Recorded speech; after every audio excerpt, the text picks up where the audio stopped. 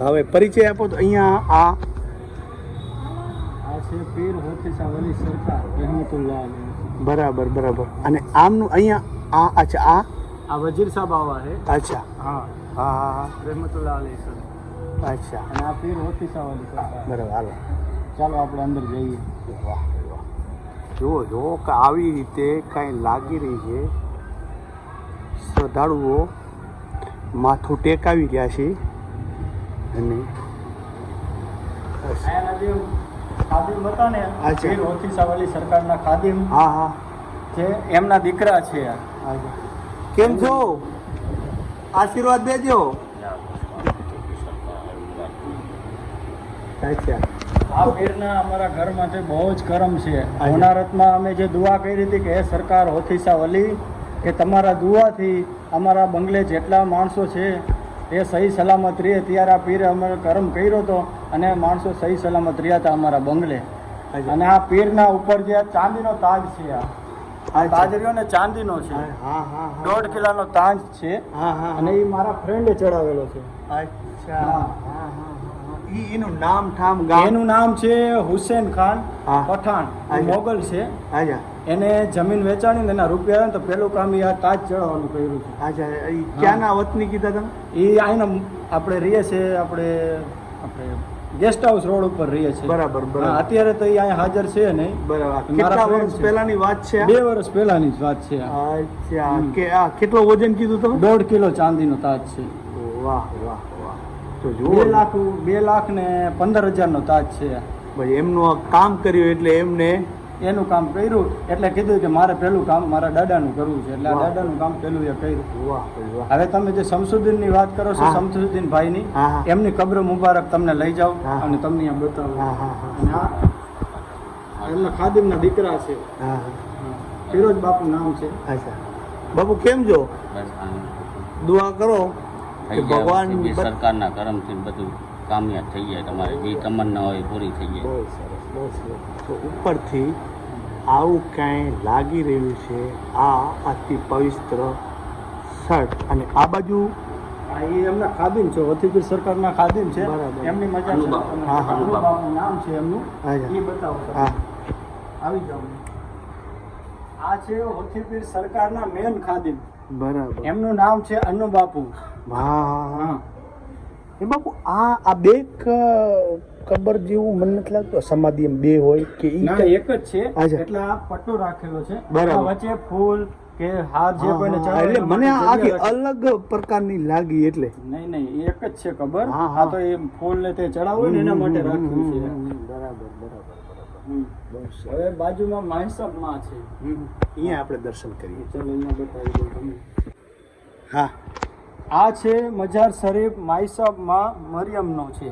અચ્છા માતાજી. અહીંયા હા હા, હા. અહીંયા લેડીઝ માટે સ્પેશિયલ છે. બરાબર.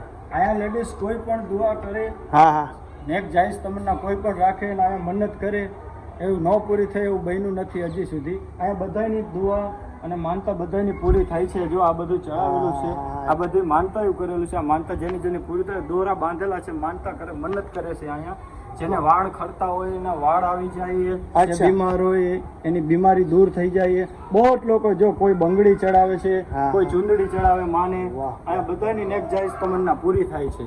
વાહ ભાઈ વાહ. એનાથી વિશેષ શું હોય? બસ આ દુઆ છે. જો આ માની બધાયને દુઆ છે. જેટલી લેડીઝો અહીંયા દુઆ કરે બધાયની દુઆ કબૂલ થાય છે અહીંયા. હવે આપણે હવે આપણે લઈ જાય તમને જે શમસુદ્દીન બાપાની વાત કરતા હતા ને, જે મોરબી આપણે સ્ટેટ સાથે હતા અને એમનો બંગલો છે શમસુદ્દીન મંજિલ, બદરુદ્દીન મંજિલ, વાહ. એ પોતાનો જેનો બંગલો છે ને એની કબ્ર મુબારકે તમને લઈ જાઓ. ચાલો. કબ્રસ્તાને જાશું આપણે. વાહ વાહ વાહ. હા બાપુ હવે વાત કરો તો. આપણે જે વાત કરી ને કે હોથીપીર સરકારના ખાદિમ હતા હા. અનુ બાપુ, હા હા એમના દીકરા છે. એમનું નામ છે હૈદર બાપુ. કેમ છો? આનંદ? આનંદ અહીંયા ક્યારથી રહો તમે? 5મી 6ઠી પેઢી ઉપર થઈ વાહ વાહ વાહ. તમને કેટલા છે એમની ઉપર તમારી દુઆ? એના કરમ છે આપણે. વાહ એને એ દીએ છે ઈ અમે એના પ્રમાણે તમારું બધું હાલે. વાહ ભાઈ વાહ. અચ્છા અહીંયા કેટલી પેઢી અહીંયા મોરબીથી તમને? 6ઠી 7મી પેઢી અચ્છા વાહ ભાઈ વાહ. સંતોષ છે? સંતોષ થાય. વાહ ભાઈ વાહ. અને હા બાપુ હવે આ તમે આ હવે હું જે આપણે વાત કરીએ છીએ હા ને હા. એ મોરબીના સ્ટેટ સાથે હતા જે શમસુદ્દીનભાઈ હા. શેખ શમસુદ્દીનભાઈ કમરુદ્દીન એ આ પોતે આ એની આ એની રહીને કબ્ર મુબારક છે. હા. આ કેટલા આ ટાઈમ થયો છે આમ? એને કેટલો ટાઈમ થયો છે ને આમાં તો પૂછાઈ ગયું છે, લખાણ તો આ રહ્યું મારી પાસે. હા. મુસ્લિમ ચાંદ 12મો હે મહિનો તેજી મહિનો જે અમારો કહે ને એ છે શેખ શમસુદ્દીન કમરુદ્દીન ભાઈ નામ છે બરાબર ના રોજ ગુજરી ગયેલ છે એવું લખેલું છે. અમારો જે મહિનો આવે છે ને તેજી મહિનો ત્યારનું છે આ લખાણ હજી હાજર છે. વાહ. અને જે આપણે વાત કરીએ છીએ ને હા. કે જ્યારે મારા દાદાનો જે ઘર બનાવવાનું ચાલુ થયું હતું ને જે બંગલો હા આપણે વાત કરી, હા શમસુદ્દીનનો મેન પોઈન્ટ બંગલો. ઉપર આયા. હા તે બંગલાના મારા દાદાએ ખાલી પાયા ખોદ્યો ને ત્યાં હોથીપીર સરકાર બરાબર.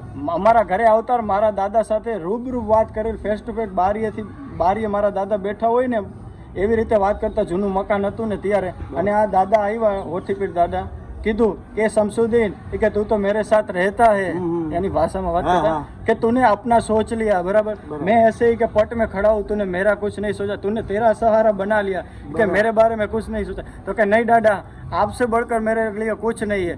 तो મોરબીના સ્ટેટ રહ્યા આપણે મહેન્દ્રસિંહ પ્રતાપ એને મહેન્દ્રસિંહ ઠાકોર એને વાત કરી આપણે કે આપણે જે મારું ઘર બનાવો છો કે રાજા કે તમે કે તો પહેલા એ કે મારા પીર છે ને એની આપણે દરગાહ બનાવતા. અહીંયા આવીને પહેલા પાયા ખોદ્યા, અહીંયા પાયા ખોદાતા હતા એ બંધ કરી દીધું અમારા બંગલાનું કામ. પહેલા પીરના પાયા ખોદાવાની દરગાહ મારા દાદાએ ઊભી કરાવી. એ આ પોતે શમસુદ્દીન દાદા. પછી આ દરગાહ હજી એમને એમ છે બરાબર. અને આ શમસુદ્દીન દાદાના વાઇફ છે એ બરાબર. તમને મળાવું. અચ્છા બરાબર. હા, એમના વાઇફ એ અહીંયા છે. બરાબર. આ કબ્રસ્તાન કેટલા જૂના? કબ્રસ્તાન છે બહુ જૂનું. રાજાશાહી વખતનું જૂનું કબ્રસ્તાન આમનું મારા દાદા વખત. આ એમના વાઇફ છે બરાબર. શમસુદ્દીન ભાઈ જે રહ્યા ને શેખ શમસુદ્દીન એમના વાઇફ છે.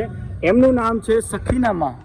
સખીના માં નામ હતું. એ મારા દાદી થાય છે અને ઓલા મારા દાદા શમસુદ્દીન અને આ એમના દીકરા છે. આ રહ્યા ને આ શહાબુદ્દીન ભાઈ. અચ્છા. આ એમના દીકરા છે.